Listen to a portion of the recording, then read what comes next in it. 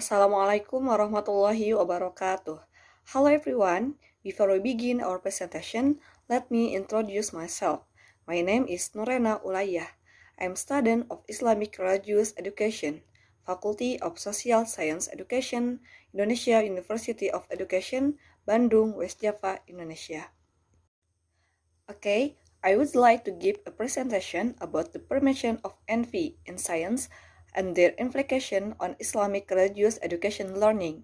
The Tahrid study about Prophet's Hadith at Sahih Bukhari number 74. I will begin by sharing a background of my research. Envy is often connoted as a negative thing. This is because envy in some cases is the reason humans commit crimes like murder and neighborhood burning. Even the reason Prophet Yusuf was thrown out by his brother is because they envy the Prophet Yusuf who was more loved by his father. This is stated by experts that envy can cause serious social problems. According to several sources, the definition of envy is feeling unhappy to see the success of others. In Islamic religious view, heart diseases such as envy, spite, pride, anger, and others are classified as despicable behavior or akhlakul mazmumah. We are forbidden to be jealous of what other people have, like the word of Allah in Surah An-Nisa, verse 32. A'udzu billahi minasyaitonir rajim. Bismillahirrahmanirrahim. Wala tatamannaw ma faddalallahu bih ba'dukum ala ba'd. Lirrijali nasibum mimma iktasabu walin nisa'i nasibum mimma iktasabun. Was'alullaha min fadlih. Innallaha kana bikulli syai'in alima. Shadaqallahul azim. However, on the other hand, in a hadith that Messenger of Allah said, Bismillahirrahmanirrahim, la hasada illa fisnatain.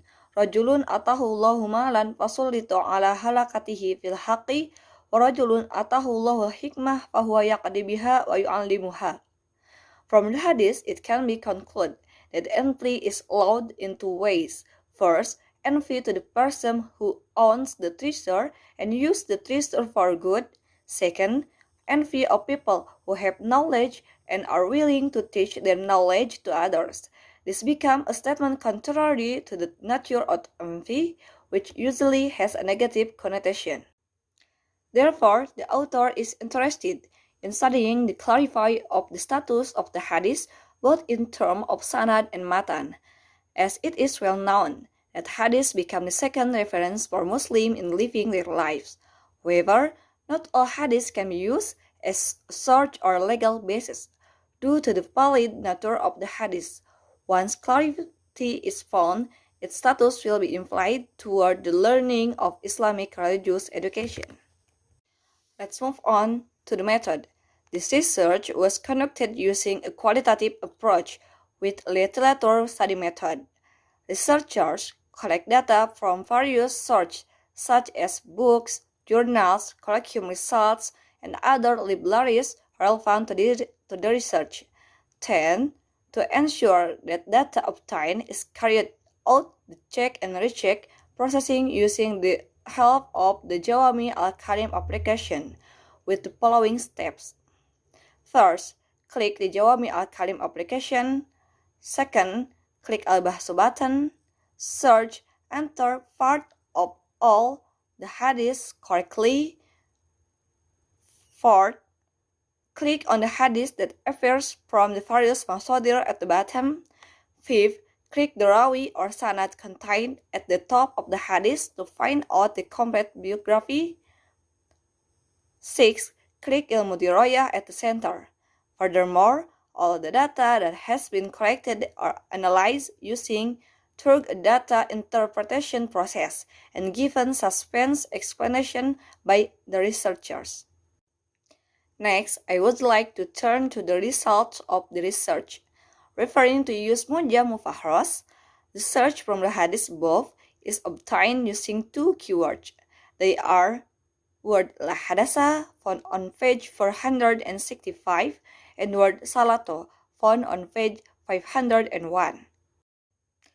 Furthermore, the author looks for hadiths that are similar or related to this hadith by using the Jawami al-Kalim application and find many hadiths with a variety of different passages from different hadith books. But the author focused the search of the hadith from Kutubus Sittah. Kutubus Sittah are the 6 hadith books that are most widely used as guidelines by Muslim. Those are Sahih Bukhari, Sahih Muslim, Sunan At-Tirmizi, Sunan Abi Dawud, Sunan An-Nasai, and Sunan Ibnu Majah. After searching for the hadith, it was only found in 4 hadith books. Those are Sahih Bukhari, Sahih Muslim, Sunan Ibnu Majah, Sunan An-Nasai, with total of 7 different narrations. Those are as follows. First book, Sahih Bukhari, with 4 narrations. Those are Hadith number 74 in volume 1 of chapter Al-Iktibati fil Ilmi wal Hikmah. Hadith number 1418 in chapter Infaqil Mal fi Haqqihi.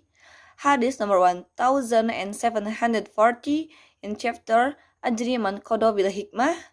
Hadith number 7312 chapter Man Ja'a Vijtihadi Quddati Bima Anzalallah. Second book, Sahih Muslim with 1 narration, number 815 in the chapter of Salat.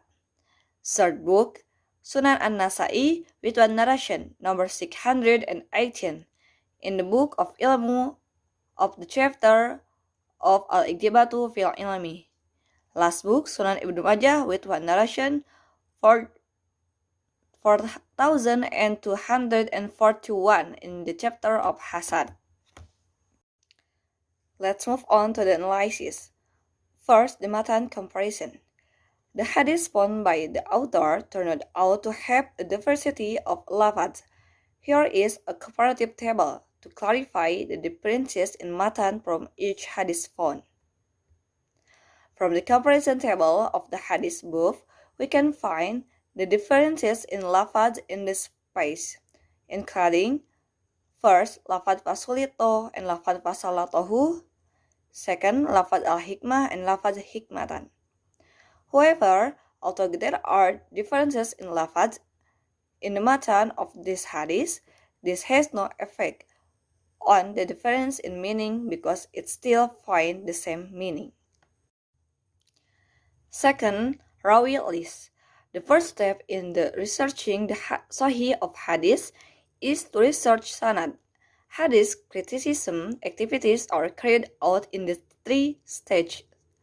Those are studying the sanad series, researching rawi profiles and their method of study, and finally concluding the result of the research.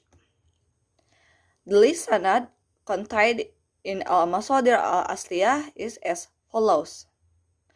Thus it can be known that the total number of rawi from this hadith is 18 people.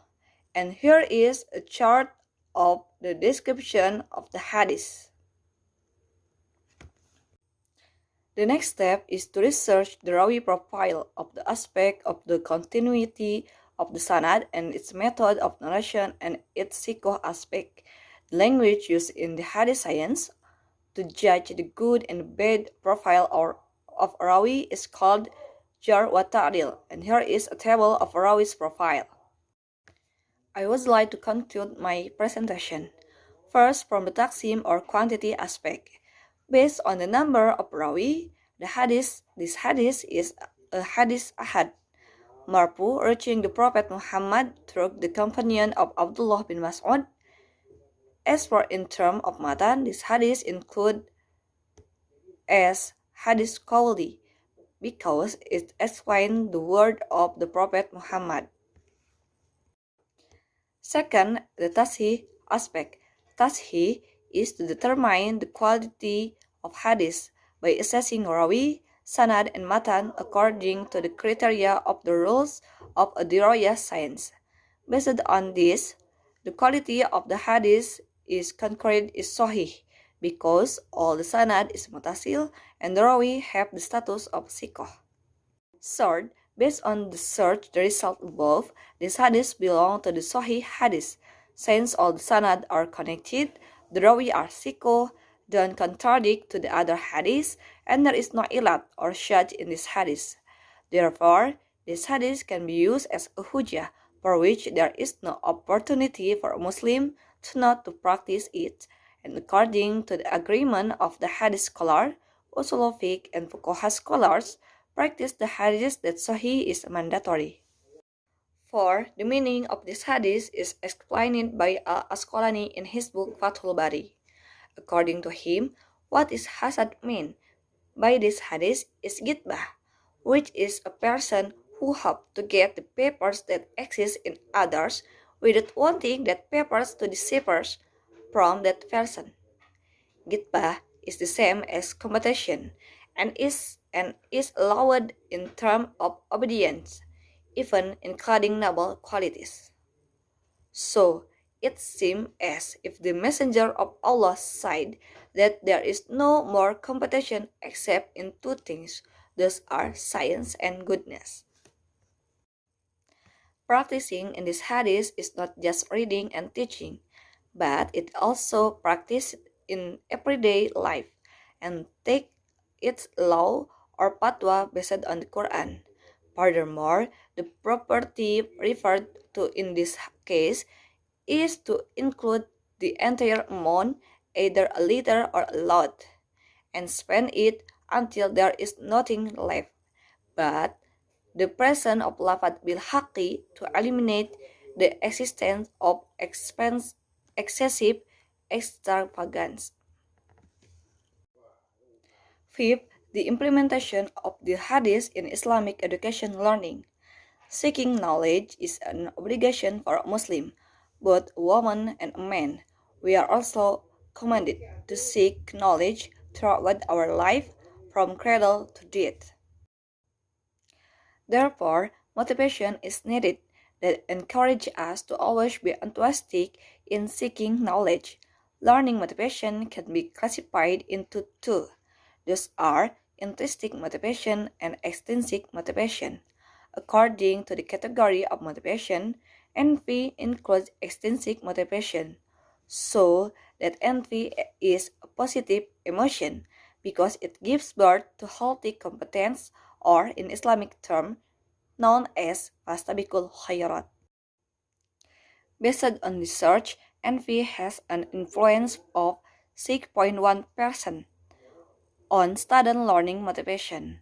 And again, it must be emphasized that in terms of kindness such as studying, the feeling of having the advantage of others is included as a gitbah, because he only wants to have those papers without any feeling of wanting these papers to be deprived of others.